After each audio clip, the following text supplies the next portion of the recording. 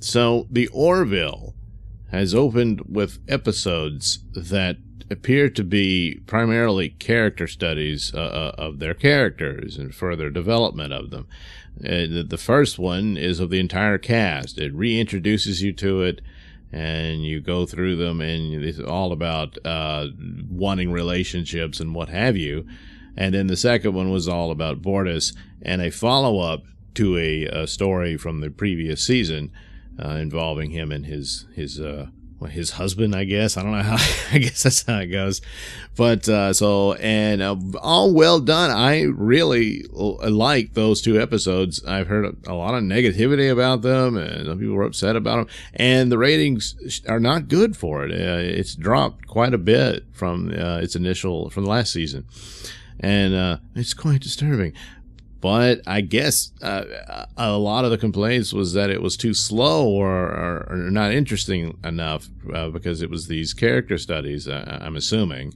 And then here comes the third episode, which is yet another character study. Now, of the three, this one is considerably slower. The first half is very long, but it's necessary, I think, to grant credence to the story here, which is all about Alara, the security chief on the Orville, and she's the woman with the super strength and all that.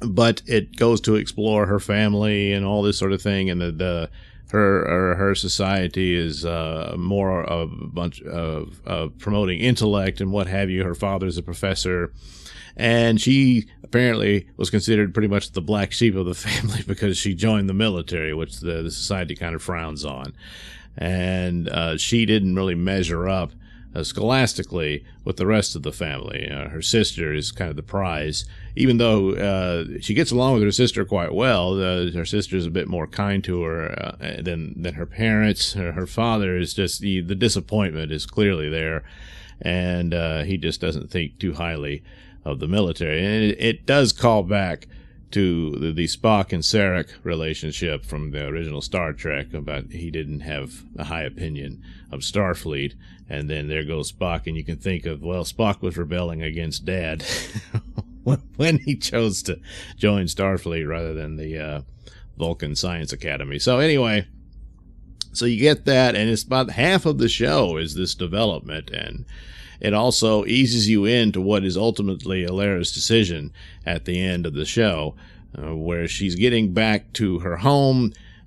She's resistant to it. She's not happy because of how she was treated and whatnot, but there's elements of it. She misses her family. She misses her home, and you can see that growing there. Now, the jumping off point is that she's acclimating to more of the gravity of Earth, like atmospheres on the Orville. On her planet, the gravity is massive because the planet, it has more mass and all that. And this is the science fiction element of it, of detailing this sort of thing. And they demonstrate it.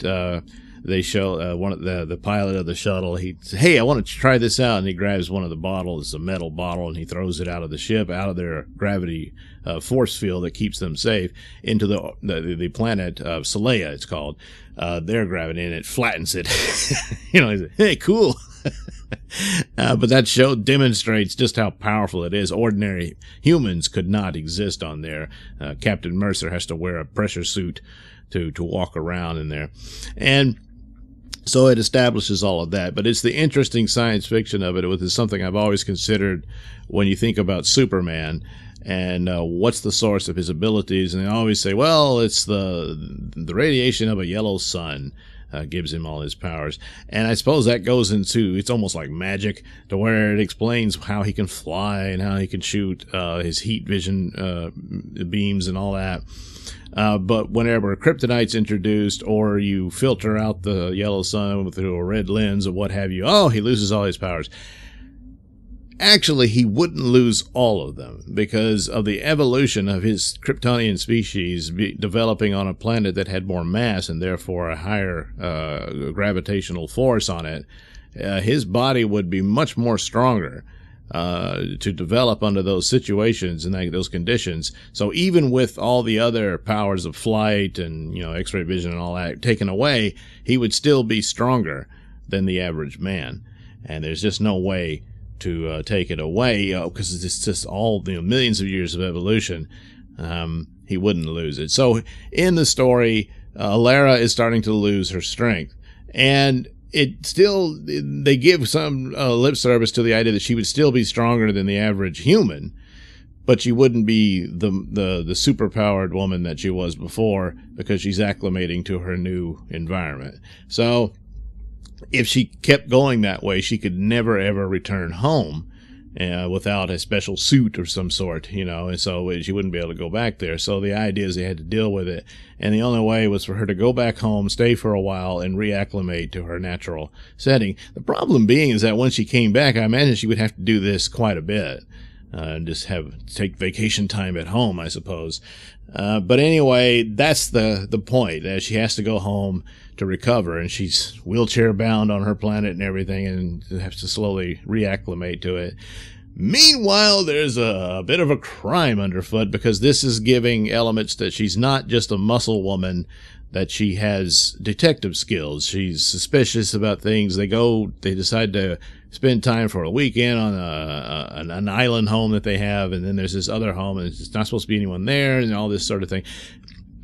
Turns out there's this other couple that wants revenge on her father, because he had written up their son on some, I forget what it was, some scientific paper he was pushing, and there were mistakes in it, and he countered it, and it kind of ruined his reputation, and he ended up committing suicide. So they want revenge on him, and that's what it is. They've captured the family there, and they're ultimately they wanted him to recount it and all that, and ultimately it was pretty obvious they were going to kill him.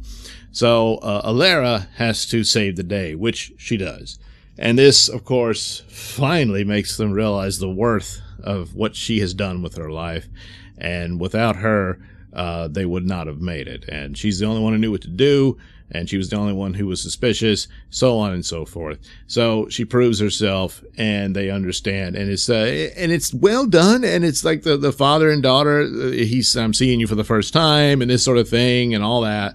And it's this reunion, and of course that clinches the deal for her to realize, I need to stay home, not just to restore my abilities, but to get to know my family and be home and understand that part of our life and all that.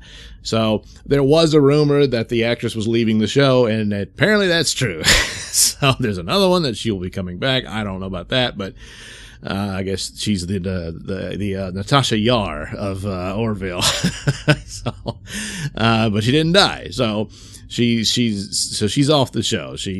Spoiler, she leaves at the end. But the door's open for her to come back, as the captain, would like her to come home. And so there you go. That's how that was. And it's well done. It plays out. It's a good show. It has the science fiction element in which they explore, which is what you're supposed to do in science fiction. Just like Star Trek was supposed to do. And it's all of that. But is it too weak of an episode to draw people in when its ratings are dropping? And I'm fearful that it might be. For me, I really, really liked it, and I still highly recommend the series. I think people should give it a chance, and if you gave up on it for whatever reason, you should return. The scenes for the next week's episode appear to be all action-oriented, and Mercer's in trouble, and he's separated from the crew, and all this sort of thing, or at least that's what it appears to be. But it should have more action in it and what have you. There was also talk of toning down the comedy. I would think that would be a mistake. There's comedic elements here. There's some silliness about just the relationships of families and whatnot. And then, of course, her, I guess it's her temporary replacement. I don't know if he's there for good, but Patrick Warburton makes, I guess, an appearance. I don't know if that's him in the makeup, if he was just doing the voice, but tune in, you'll see what I'm talking about. He's Lara's replacement. And so he was the comic relief there, and it was pretty good. So a great show, and I strongly recommend it. For this episode, I do think it is the weakest of the three so far, just in pacing and whatnot, even though I think it achieved what it set out to do. So this one, I think I'm going to give it 3.5 stars out of 5, just in the sense of the pacing and for what is necessary for the series as it is now, because the ratings are not good, and there has to be a reason for it. And this might not have been a show help that along. To get people to stay and to get people to give it another shot and come in, and they might have just, snoozed out. I don't know. So there you go, the Orville home. I do think you should give it a shot and treat yourself, especially if you're a Star Trek fan. And I don't want to see this one go away. It's a light spot and a lot of crap out there today. And it's well written, and the themes and whatnot do not break the fourth wall just to beat you over the head with a certain message.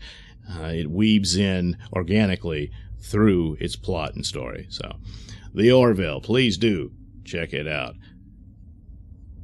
Thank you for watching and listening. Say, while you're here, why not check out the link description below? That'll take you to my mini stores that have plenty of goodies for you. And, well, while you're here, might as well like and subscribe. Bye-bye.